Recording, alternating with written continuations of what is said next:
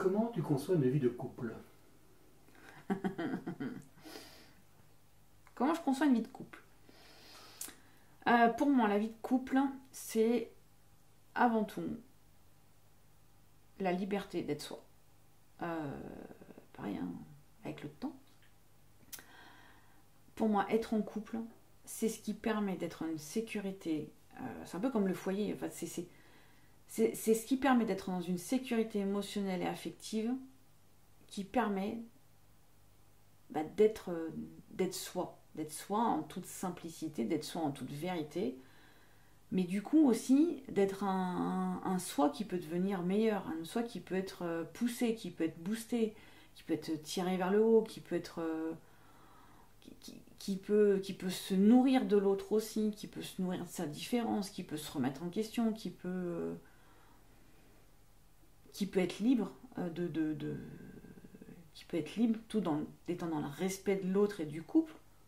Mais pour autant, c'est pas parce qu'on est en couple, pour moi, qu'on ne peut plus être soi seul et qu'on ne peut plus faire des choses seul pour soi.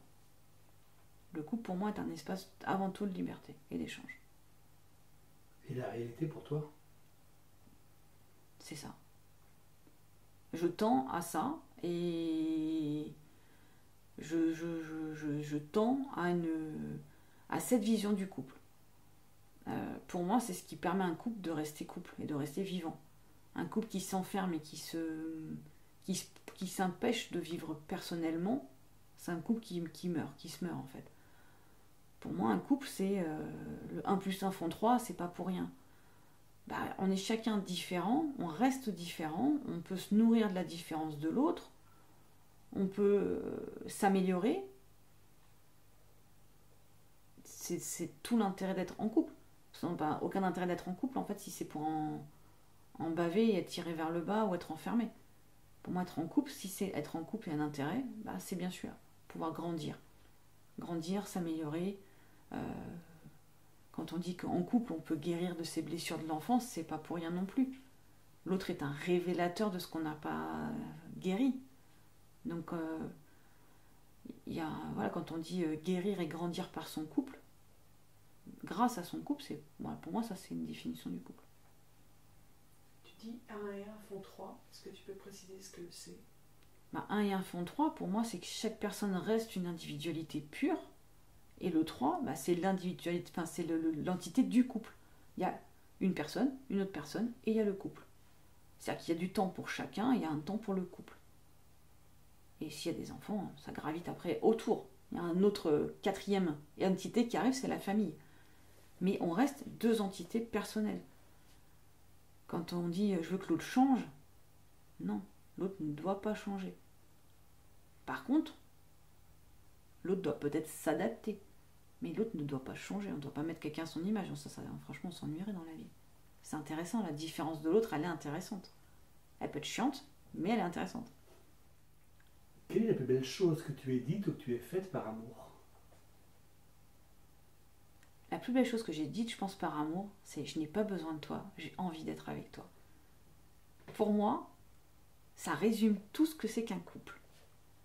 J'ai pas besoin de toi dans le sens, c'est pas besoin d'avoir une sorte d'épaule, une béquille, mais j'ai envie d'être avec toi. Donc si j'ai envie d'être avec toi, ça oblige aussi à faire attention à ce couple. Ça veut dire qu'on est obligé d'en prendre soin, de mettre du temps, de partager, d'entendre, d'écouter, de comprendre, des fois, pas tout le temps, d'accepter, voilà, de moduler aussi. Pour moi, ça reste une des plus belles phrases que j'ai pu dire. Alors, la plus belle chose que j'ai pu faire par amour pour ma fille, beaucoup ne comprendront pas, mais moi je me comprends en tout cas, c'est de divorcer. Et c'est par amour pour moi et pour amour pour ma fille que je l'ai fait.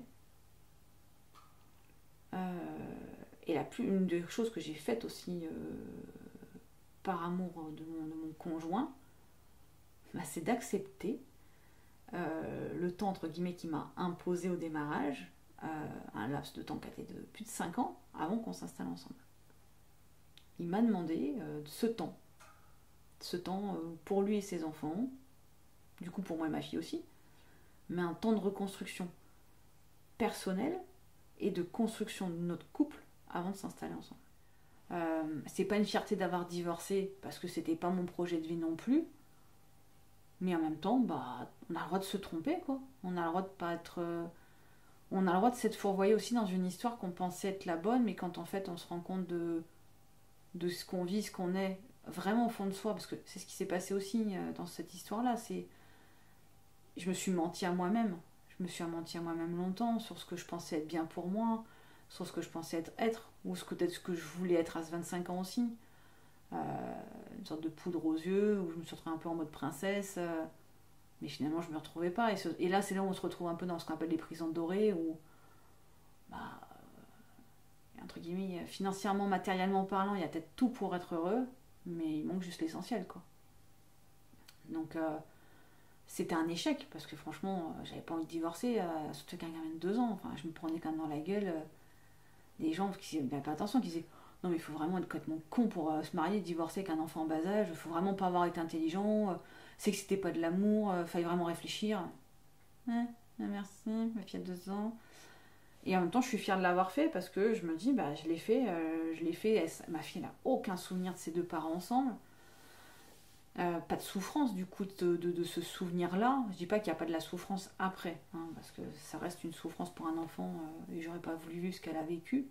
Parce que d'être ballottée, de changer de maison régulièrement, changer de lit, de lieu de vie, limite, franchement, on devient un peu bipolaire. Quand on a limite 2 vies, 2 ambiances.